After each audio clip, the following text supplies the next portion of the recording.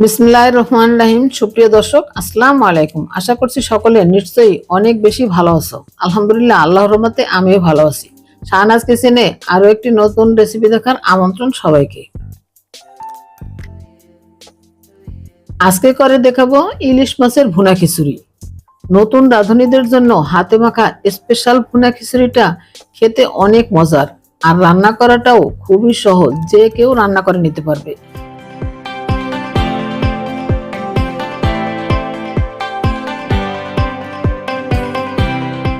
এজন্য প্রথমে এখানে আমি নিয়েছি সরিষা বাটা 1 টেবিল চামচের একটু বেশি, পেঁয়াজ বাটা নিয়েছি 2 টেবিল চামচ, আদা রসুন বাটা 1 টেবিল চামচ, মরিচ গুঁড়া 1 চা চামচ, ধনিয়া গুঁড়া 1 চা চামচ, হলুদ গুঁড়া নিয়েছি 1 চা চামচের একটু বেশি।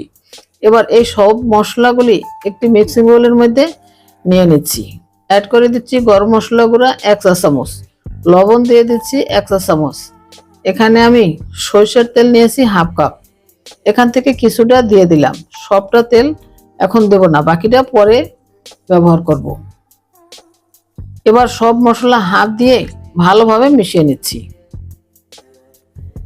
আর এখানে আমি নিয়েছি বড় সাইজের একটি মাছের মাথা, 2টি মাছ নিয়েছি 3 পিস।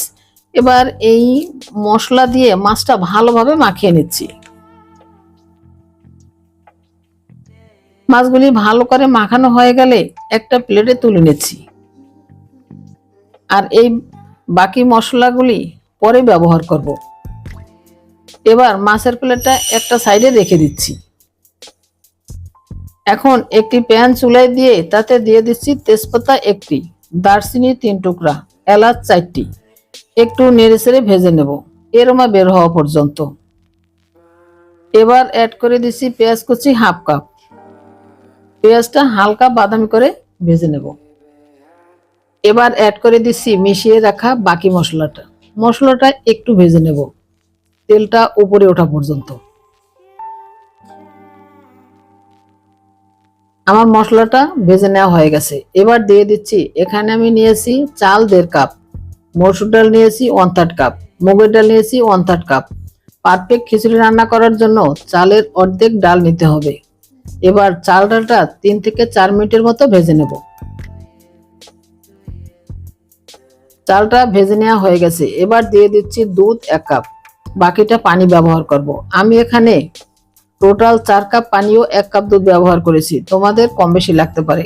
আমি এখানে 1 কাপ দুধ নিয়েছি, তোমরা শুধু পানি ও ব্যবহার করতে পারবে। এবার অ্যাড করে দিচ্ছি স্বাদ মতো লবণ, লবণটা মিশিয়ে নিচ্ছি। এবার ঢেকে দিচ্ছি, ঢেকে দিয়ে রান্না করব যতক্ষণ না চালটা ভালোভাবে ফুটে যায়। 2-3 মিনিট পর ঢাকনা সরিয়ে একটু নেড়েচেড়ে দিলাম। এবার দিয়ে দিচ্ছি মেখে রাখা মাছটা দিয়ে খিচুড়ির সাথে ভালোভাবে মিশিয়ে নিচ্ছি। এই খিচুড়িটা বেশি নাড়াচাড়া করা যাবে না, সেক্ষেত্রে মাছটা ভেঙে যেতে পারে। এ পর্যায়ে দিয়ে দিচ্ছি কাঁচামরিচ 6-7টি, আবারও ঢেকে দিচ্ছি। এবার ঢাকনা সরিয়ে আমার খিচুড়িটা কিন্তু একদম হয়ে গেছে। এখন দিয়ে দিচ্ছি ঘি 1 টেবিল চামচ। নাড়াচাড়া করার কোনো দরকার নেই। আমি এবার চুলা থেকে নামিয়ে সার্ভ করে দেখাচ্ছি। আর এরই মাঝে তৈরি হয়ে গেল দারুণ স্বাদের ইলিশ খিচুড়ি। আশা করছি এই রকম বৃষ্টির দিনে তোমরা একবার হলেও ট্রাই করবে। এই দেখো বাহিরে খুব বৃষ্টি হচ্ছে, আমার কাছে তো খুব ভালো লাগছে। তোমাদের কাছে কেমন লাগছে কমেন্ট করে জানিও। আশা করছি আজকের রেসিপিটা তোমাদের কাছে অনেক বেশি ভালো লেগেছে। রেসিপি ভালো লাগলে লাইক কমেন্ট শেয়ার করতে ভুলে যাও না। আর আমার চ্যানেলটি সাবস্ক্রাইব করে বেল বাটনটি অন করে দিও আমার পরবর্তী ভিডিও নোটিফিকেশন সবার আগে পাওয়ার জন্য। সবাইকে অসংখ্য ধন্যবাদ জানিয়ে আজকের মতো এখানে বিদায় নিচ্ছি। সবাই খুব ভালো থেকো। আল্লাহ হাফেজ।